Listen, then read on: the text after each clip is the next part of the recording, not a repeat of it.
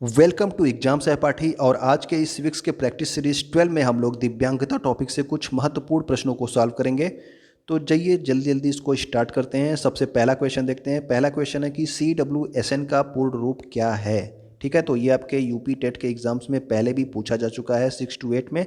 तो आप याद रखने कि CWSN का पूर्ण रूप क्या है कि चिल्ड्रेन विथ स्पेशल नीड्स। ठीक है ना, तो स्पेशल नीड्स की बात हो रही है, सोशल नीड्स की नहीं।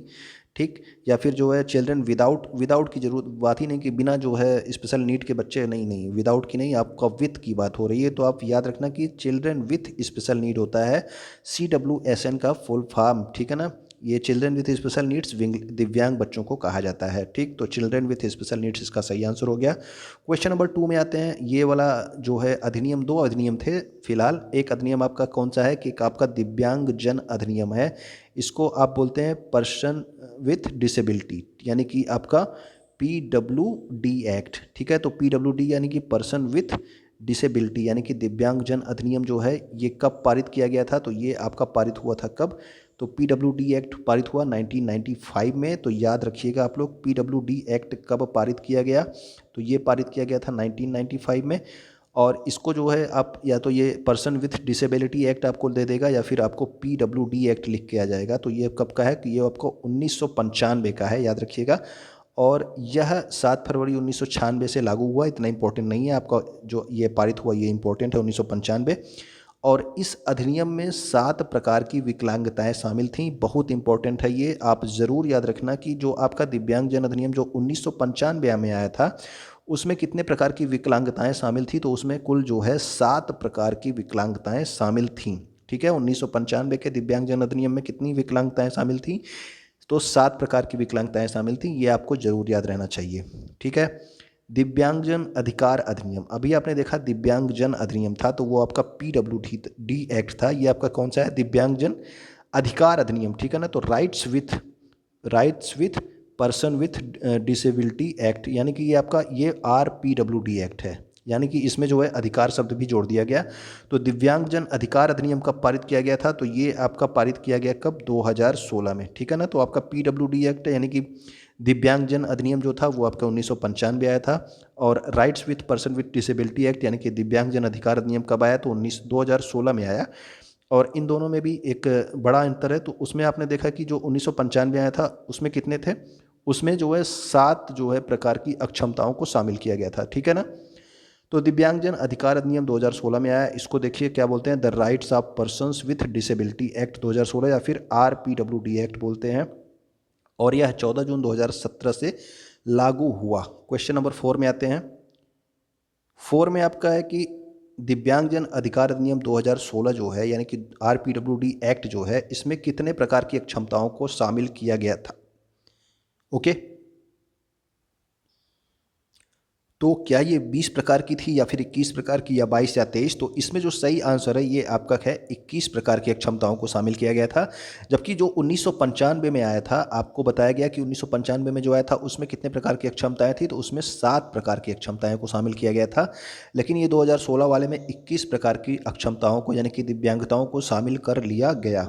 ओके, तो RPWD एक्ट में आपके 21 प्रकार की जो है अक्षमताओं को शामिल किया गया था। ये आप याद रखना, दिव्यांगजन अधिकार अधिनियम 2016 में 21 प्रकार की अक्षमताएं और 1995 वाले में 7 प्रकार की अक्षमताएं। ठीक है, अगला क्वेश्चन देखते हैं। अंतर्राष्ट्रीय दिव्यांगजन दिवस कब मनाया जाता है, तो अंतर्राष्ट्रीय दिव्यांगजन दिवस आपसे पूछ लिया गया। अभी आपको जो है अगर मैं पूछूं कि कल वाले वीडियो में आपको बताया गया था कि क्या था कि विश्व नागरिक दिवस, नागरिक सुरक्षा दिवस कब मनाया जाता है। तो अगर आपको याद हो तो वो आप कमेंट करके बताइएगा। ठीक है, विश्व नागरिक सुरक्षा दिवस किस तारीख को मनाया जाता है। ठीक है, वो भी इंपॉर्टेंट क्वेश्चन है, आपको जरूर याद होना चाहिए। अब आपका आज का जो क्वेश्चन है वो है अंतर्राष्ट्रीय दिव्यांगजन दिवस कब मनाया जाता है। तो ये इसके लिए आप याद रखना कि ये दिसंबर में मनाया जाता है और ये मनाया जाता है 3 दिसंबर को। ठीक है ना, तो अंतर्राष्ट्रीय दिव्यांगजन दिवस जो है ये मनाया जाता है आपका 3 दिसंबर से। और 1992 से इसको मनाया जा रहा है, 1992 से अंतर्राष्ट्रीय दिव्यांगजन दिवस को मनाया जा रहा है। और 3 दिसंबर को इसको विश्व दिव्यांग दिवस के रूप में मनाया जाता है। ठीक है ना, अंतर्राष्ट्रीय दिव्यांगजन दिवस या फिर विश्व दिव्यांग दिवस के रूप में इसको मनाया जाता है। क्वेश्चन नंबर 6 की ओर आते हैं। दिव्यांग बच्चों के लिए कितने वर्ष तक निःशुल्क शिक्षा का अधिकार दिया गया है? तो निःशुल्क शिक्षा का अधिकार आप सब जानते हैं कि जो साधारण बच्चे हैं उनके लिए कितना है, उनके लिए 6 से 14 वर्ष है। लेकिन अगर आप दिव्यांग बच्चों की बात कर रहे हैं तो दिव्यांग बच्चों के लिए ये अलग है, ठीक है ना। तो इसको आप याद रखना कि दिव्यांग बच्चों के लिए अलग है, ये 6 से 14 नहीं है। तो दिव्यांग बच्चों की अगर बात हो रही है तो ये हो जाता है आपका 6 से 18 वर्ष तक के बच्चों के लिए, ठीक है ना। तो दिव्यांग बच्चों के लिए जो निःशुल्क शिक्षा का अधिकार है ये 6 से 18 वर्ष तक के बच्चों के लिए है। इसके अलावा एक आरक्षण संबंधित भी तथ्य है, इसको ज़रूर याद रखिएगा कि जो आरक्षण संबंधी है ये सरकारी प्रतिष्ठानों में जो विकलांग व्यक्ति हैं इनके लिए आरक्षण को पहले 3% था, लेकिन अब बढ़ा के कितना कर दिया गया है, तो वर्तमान में 4% आरक्षण जो है सरकारी प्रतिष्ठानों में विकलांग व्यक्तियों के लिए बढ़ा करके कर दिया गया है। ओके, तो याद रखना आप ये 4% है, पहले ये कितना था 3 वर्ष, और 6 से 18 वर्ष भी इम्पोर्टेंट है विकलांगों के लिए निःशुल्क शिक्षा के लिए। ओके, साधारण बच्चों के लिए कितना है तो आप सब जानते हैं 6 से 14 वर्ष तक के हैं, ठीक है। ब्रेल लिपि जो है एक इम्पॉर्टेंट लिपि है, जो है ये दिव्यांग यानी कि जो आँख से दिव्यांग बच्चे हैं उनके लिए ये इम्पॉर्टेंट होता है। तो इसके जनक कौन है, यानी कि इसका जो है ब्रेल लिपि को निर्माण किसने किया था, तो ये कौन थे, चार्ल्स ब्रेल थे या फिर लुई ब्रेल। तो आप सब जानते हैं कि ब्रेल लिपि का निर्माण ब्रेल ने ही किया है, तो आपको सही नाम याद होना चाहिए, चार्ल्स ब्रेल नहीं थे। इसका जो सही आंसर है ये आपका कौन सा है, लुई ब्रेल, ठीक है। तो लुई ब्रेल आप याद रखना, और लुई ब्रेल जो है इनसे संबंधित ये भी याद रखना कि ये किस सन में इन्होंने खोजा था और ये किस देश के रहने वाले थे।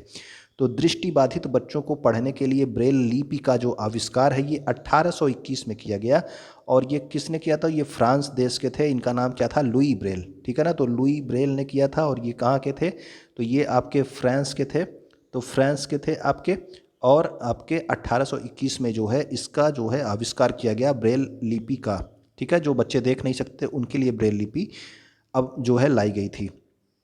अगला क्वेश्चन है आपका, ब्रेल लिपि एवं टेप रिकॉर्डिंग किसके लिए शैक्षिक प्रावधान के रूप में प्रयोग किया जाता है। तो अभी आप जानते हैं कि ब्रेल लिपि अभी आपको बताया गया, और टेप रिकॉर्डिंग यानी कि जो सुन सकते हैं, जो देख नहीं सकते हैं वो क्या करेंगे, वो सुन के सीखेंगे, ठीक है ना। तो टेप रिकॉर्डिंग से आप जानते हैं कि सुन के सीखेंगे बच्चे। तो ये सब शैक्षिक प्रावधान किसके लिए करेंगे, श्रवण बाधित यानी कि जो सुन नहीं सकते, जी नहीं, जब सुन नहीं सकते तो टेप रिकॉर्डिंग का कोई मतलब ही नहीं है। तो दो दृष्टिबाधित बच्चे हैं, ठीक है ना, दृष्टिबाधित बच्चे वो आपके ब्रेल लिपि से सीखते हैं, और चीज़ों को जब वो देख नहीं सकते तो वो क्या करेंगे, टेप रिकॉर्डिंग के माध्यम से वो सुन करके सीखेंगे, ठीक है ना। तो ये आपका जो है दृष्टिबाधित बच्चों के लिए एक शैक्षिक प्रावधान के रूप में प्रयोग किया जाता है ब्रेल लिपि और टेप रिकॉर्डिंग को। अगर आपसे पूछ लिया जाए कि राष्ट्रीय दृष्टिबाधितार्थ संस्थान जो है ये कहाँ पर स्थित है, ये 2 से 3 बार पूछा जा चुका है, इंपॉर्टेंट क्वेश्चन है, आप जरूर याद रखना, ठीक है। राष्ट्रीय दृष्टिबाधितार्थ संस्थान यानी कि जो आंख से देख नहीं सकते उनके लिए जो एक संस्थान की स्थापना की गई है, दृष्टिबाधितार्थ संस्थान, ये कहाँ पे है, शिमला में, देहरादून में, कोलकाता में या फिर दिल्ली में। तो इसका जो सही आंसर है दृष्टिबाधितार्थ के लिए ये ऑप्शन है आपका देहरादून में, ठीक है ना। तो ये देहरादून में है। इसके अलावा 3-4 संस्थान और हैं, ये भी आप जरूर याद रखना। तो ये दृष्टिबाधितार्थ वाला तो देहरादून में हो गया। इसके अलावा राष्ट्रीय विकलांग संस्थान अगर डायरेक्ट आपसे पूछ लिया जाए तो ये कहाँ पे है, ये दिल्ली में है। आर्थोपेडिक यानी कि हड्डियों से रिलेटेड जो विकलांग संस्थान होता है ये कहाँ पे है, तो ये आपके कोलकाता में है। और अगर मानसिक विकलांग संस्थान पूछ लिया जाए तो ये सिकंदराबाद में है, ठीक है ना। मानसिक विकलांग संस्थान, राष्ट्रीय मानसिक विकलांग संस्थान कहाँ पे है, सिकंदराबाद में। इसके अलावा आपका श्रवण विकलांग संस्थान यानी कि सुनने से संबंधित जो विकलांग संस्थान है वो कहाँ पे है, मुंबई में, ठीक है ना। देखने वाला आपका दृष्टिबाधितार्थ वाला कहाँ पे है, तो ये आपके देहरादून में है, ठीक है ना, उत्तराखंड में, ठीक। तो ये आप 4-5 जो हैं इसको आप जरूर याद रखना। ये दृष्टि वाला तो 2-3 बार पूछा जा चुका है, इसके अलावा आपका ये सब भी पूछा जा सकता है, तो आपको ये आंसर याद होने चाहिए। ओके, अगला क्वेश्चन में आते हैं हम लोग। तो अगला क्वेश्चन है कि आंशिक दृष्टि दोष युक्त बालक का व्यवहार कक्षा में कैसा होता है, यानी कि जो बच्चा कम देख पा रहा है वो आपके कक्षा में किस तरह का व्यवहार करेगा। वह पुस्तक को आंखों के निकट लाकर पढ़ेगा, जी हाँ, वो उसको दिखाई नहीं देगा तो क्या करेगा, वो अपने पुस्तकों को आंखों के निकट एकदम ला के पढ़ना की कोशिश करेगा। ओके, वह शिक्षक से अक्षर स्पष्ट न दिखने की शिकायत करता है, जी हाँ, अगर उसको अक्षर स्पष्ट नहीं दिखेंगे तो वो उसको समझ में तो आएगा नहीं, वो क्या करेगा, अपने शिक्षक से ही इसकी शिकायत करेगा कि मुझको साफ नहीं दिख रहा है। श्यामपट्ट पर लिखे हुए नोट्स को बुक में नहीं उतार पाता, जब उसको श्यामपट्ट वाली चीज़ें नहीं दिखेंगी तो वो क्या करेगा, अपने नोटबुक में जो है उसको उतार नहीं पाएगा। तो ये जो उपयुक्त सभी हैं ये सभी जो है आंशिक रूप से दोष जो जिनकी दृष्टि में दोष है उन बच्चों का ये व्यवहार आपके कक्षा में होता है। तो आप इन तरह के बच्चों को पहचानिए और उनके क्या करिए कि उनके माता पिता से इस चीज़ के निवारण के लिए बात करिए। ओके। श्रवण बाधित बच्चों को पढ़ाने के लिए क्या प्रयुक्त किया जाता है? यानी कि श्रवण बाधित का मतलब हो गया कि जो सुन नहीं सकते। तो जो सुन नहीं सकते हैं वो क्या करेंगे, वो जो है क्या करेंगे, उनको आप सब जानते हैं कि सांकेतिक भाषा का प्रयोग किया जाता है। ठीक है ना। सांकेतिक भाषा यानी कि एक जो है आप उनको एक इंस्ट्रक्शन देते हो कि इस तरह से आप सीखो, क्योंकि उनको सुनाई तो देगा नहीं। अगर आप कुछ भी बोलोगे तो उन्हें सुनाई नहीं देगा, तो उनको जो है आप संकेतों में सिखाओगे। ठीक है ना। तो सांकेतिक भाषा और श्रवण बाधित और मूक बधिर, यानी कि मूक बधिर होता है जो बोल नहीं पा रहे हैं। ठीक है ना। जो बोल नहीं पा रहे हैं तो अधिकतर वो जो है श्रवण बाधित भी होते हैं। तो उनकी शिक्षा के लिए हमें सांकेतिक भाषा का प्रयोग करना चाहिए। ठीक है ना। संकेतों में उनको सिखाना चाहिए। ओके। तो ये आपका डिसलेक्सिया आपका पूछ लिया गया। तो डिसलेक्सिया किससे संबंधित है? अगर आपसे पूछा जाए लेखन संबंधी समस्या है, या फिर पढ़ने संबंधी समस्या है, गणितीय कौशल से है, या फिर वाक क्षमता संबंधी विकार है, तो आप याद रखना कि डिसलेक्सिया जो है मूलतः डिसलेक्सिया आपके पढ़ने संबंधी समस्या से है। ठीक है ना। तो अगर पठन संबंधी समस्या से आ गया तो आपका डिसलेक्सिया है, और अगर लेखन के लिए आ गया तो डिसग्राफिया। ठीक है। डिसग्राफिया। तो डिसग्राफिया की बात अगर हो रही है तो डिसग्राफिया का मतलब हो गया लिखने से संबंधित, और अगर आपके पढ़ने से संबंधित समस्या आ रही है तो उसको जो है आप क्या कहोगे, डिसलेक्सिया जो है ये पढ़ने से संबंधित समस्या है। ठीक है ना। डिसग्राफिया मुख्यतः किस कठिनाई से जुड़ा है? अभी आपको बताया गया डिसग्राफिया क्या है। तो डिसग्राफिया जो है ये आपके लिखने से संबंधित समस्या से जुड़ा हुआ है। ठीक है ना। तो डिसग्राफिया आप लिखने से संबंधित समस्या को देखते हो। इसमें क्या होता है, इससे ग्रसित बच्चे में स्पेलिंग या फिर विकृत हस्तलेखन जैसे कौशलों की कमी होती है, यानी कि वो अच्छे तरीके से नहीं लिख पाते हैं, वो विकृत लिखावट में लिखते हैं। ठीक है ना। उनकी स्पेलिंग मिस्टेक्स होती हैं। ये आपके डिसग्राफिया से है, ये आपके लिखने संबंधी समस्या से जुड़ा हुआ है। लेकिन अगर आपसे ये क्वेश्चन पूछ लिया जाए कि पढ़ने और लिखने की अक्षमता है और उसमें आपको ऑप्शन में मिल जा रहा है डिसलेक्सिया, तो आप क्या ऑप्शन चूज करोगे? तो आपको ऑप्शन डिसलेक्सिया ही चूज करना है। तो क्योंकि इसमें पढ़ने वाली, क्योंकि जो बच्चा पढ़ेगा गलत वो लिखेगा भी गलत। ठीक है। अगर आप पढ़ गलत रहे हैं तो आप गलत लिखेंगे भी। ठीक है ना। तो इसलिए अगर आप पढ़ने और लिखने दोनों की बात अगर आ जा रही है तो ऑप्शन आप तब भी जो है आप चूज करोगे क्या, डिसलेक्सिया। ठीक है ना। तो डिसलेक्सिया जो है पढ़ने लिखने से संबंधी एक खास दिव्यांगता है जिसका असर पढ़ने और भाषा को समझने पर पड़ता है। इसमें क्या होता है कि बच्चे जैसे कि बी को क्या समझते हैं, बी को जैसे डी समझ लेते हैं। ठीक है ना। वो उसकी मिरर इमेज बनाने लगते हैं। तो मिरर इमेज बनाने लगते हैं। अगर आपका SAW लिखा है तो उनको लगता है कि ये WAS है। ठीक है ना। तो इस तरह से ये क्या करेंगे, तो उसको ये गलत पढ़ते ही हैं। तो जब गलत पढ़ते हैं तो वो गलत लिखते हैं। ठीक है ना। तो इसका पढ़ने और लिखने की अक्षमता अगर इस तरह से आ रही है तो ये आप क्या लगाओगे, डिसलेक्सिया। अगर आपको केवल लिखने से संबंधित पूछ रहा है तो आप डिसग्राफिया लगाएंगे। ठीक है ना। और केवल पढ़ने से संबंधित है तब भी आप डिसलेक्सिया लगाएंगे, और पढ़ने लिखने दोनों लिखा है तब भी आप डिसलेक्सिया लगाएंगे। ठीक है ना। संप्रेषण संबंधी क्षमता अगर आपसे पूछ ली जा रही है कि संप्रेषण संबंधी, यानी कि बच्चे जो है अभिव्यक्त नहीं कर पा रहे हैं, कोई भी चीज़ बोल के दूसरों को समझा नहीं पा रहे हैं, तो ये आपका क्या है, तो ये आपका होता है डिस्फेजिया या फिर अफेजिया। ठीक है ना। तो इसमें क्या होता है कि ये आपका संप्रेषण संबंधी अक्षमता है। इसको डिस्फेजिया या फिर अफेजिया भी कहा जाता है। ये आपका ऑप्शन नंबर ए। इस विकार से ग्रसित बच्चे जो हैं ये क्या करते हैं कि इनकी अभिव्यक्ति या व्याख्यान के समय ये कठिनाई महसूस करते हैं। अभी कुछ बोलते समय किसी के सामने अपना जो है कुछ भी ये कहने से जो है क्या करते हैं कि इनको कठिनाई महसूस होती है, ये आपकी संप्रेषण नहीं कर पाते हैं अच्छे से। ठीक है ना। तो ये कौन सा रोग है, ये आपका डिस्फेजिया है। ओके। अगला क्वेश्चन देखते हैं हम लोग। अगला प्रश्न अगर आपसे पूछ लिया जा रहा है कि गतिक कौशलों में अधिगम निर्योग्यता क्या कहलाती है, यानी कि गतिक कौशल जो है, यानी कि आपका जो है जो आपका मोटर चीज़ें होती हैं, यानी कि गतिक कौशल हैं, इसमें आपकी अधिगम निर्योग्यता को आप क्या कहोगे? तो इसको बोला जाता है डिस्प्रैक्सिया। इसमें क्या होता है कि जो डिस्प्रैक्सिया होता है, इस विकार से जो बच्चे ग्रसित होते हैं इनमें गति और समय में सामंजस्य स्थापित नहीं कर पाते हैं। ये बच्चे गति और सामंजस्य स्थापित नहीं कर पाते हैं। जैसे क्या कि वो अपनी ओर अगर तेज़ी से कोई गेंद आ रही है तो उसको जो है पकड़ नहीं पाते, वो समझ नहीं पाते कि कितनी जल्दी उनके पास ये गेंद पहुंच जाएगी। ठीक है ना। वो उसको पकड़ नहीं पाते। इनके अंदर जो है गति और समय से संबंधित सामंजस्य स्थापित नहीं होता है। तो ये गतिक कौशलों से जो अधिगम निर्योग्यता है इनको क्या बोला जाता है, तो इनको बोला जाता है डिस्प्रैक्सिया। ओके, तो डिस्प्लेक्सिया हो गया।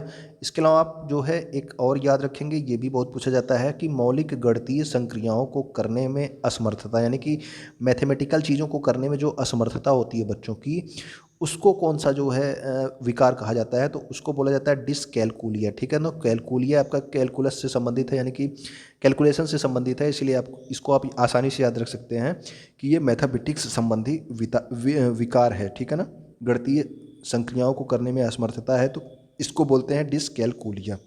ओके, क्वेश्चन नंबर 18 है कि सुगम्य भारत अभियान किसके लिए चलाया गया है। तो सुगम्य भारत अभियान आप याद रखना है कि जो सुगम्य भारत अभियान है ये आपके सामाजिक अधिकारिता मंत्रालय के द्वारा चलाया गया है। किसके लिए? दिव्यांगों के लिए। ओके, तो दिव्यांगों के लिए सुगम्य भारत अभियान चलाया गया है। इसके अलावा देखिए, ये आप पॉइंट याद रखिएगा कि सुगम्य भारत अभियान सामाजिक न्याय एवं अधिकारिता मंत्रालय के दिव्यांग जन सशक्तिकरण विभाग द्वारा शुरू किया गया है। तो आपको मेनली ये विभाग याद रखना है। ठीक है, सामाजिक न्याय और अधिकारिता मंत्रालय, और वर्तमान में इसके मंत्री जो है वो कौन है, तो वो हैं डॉक्टर वीरेंद्र कुमार। ठीक है, तो वीरेंद्र कुमार जो है वर्तमान में इसके मंत्री हैं। इसके पहले जो है थावरचंद गहलोत थे, जो कि अब कर्नाटक के राज्यपाल बना दिए गए हैं। ओके, इसकी शुरुआत कब होती है, तो इसकी शुरुआत 3 दिसंबर 2015 को होती है। अभी आपको बताया गया कि 3 दिसंबर को जो है दिव्यांगजन दिवस मनाया जाता है, तो आपको बताया गया अभी 3 दिसंबर को दिव्यांगजन दिवस मनाया जाता है, तो इसीलिए 3 दिसंबर 2015 से इसकी शुरुआत की गई थी। किसकी? सुगम्य भारत अभियान की शुरुआत दिव्यांगों के लिए ये स्टार्ट किया गया था। ओके, तो वीडियो आपको पसंद आया होगा दिव्यांगता से संबंधित, और अगर आपको दिव्यांगता से संबंधित कंप्लीट जो नॉलेज है वो आपको थियरी वाले वीडियो में ज़रूर मिल जाएगी। आप एक बार थियरी वाली वीडियो आप एक बार फिर से आप देख लीजिएगा, वीडियो अपने दोस्तों तक शेयर कर दीजिए। और आप क्या करेंगे कि यहाँ पे एग्ज़ाम सहपाठी को आप लोग कहाँ पे, इंस्टाग्राम, टेलीग्राम, फेसबुक पे फॉलो कर सकते हैं। और वीडियो देखने के लिए आपका बहुत बहुत धन्यवाद। वीडियो को आपने लाइक कर ही दिया होगा यहाँ तक अगर देख रहे हैं तो।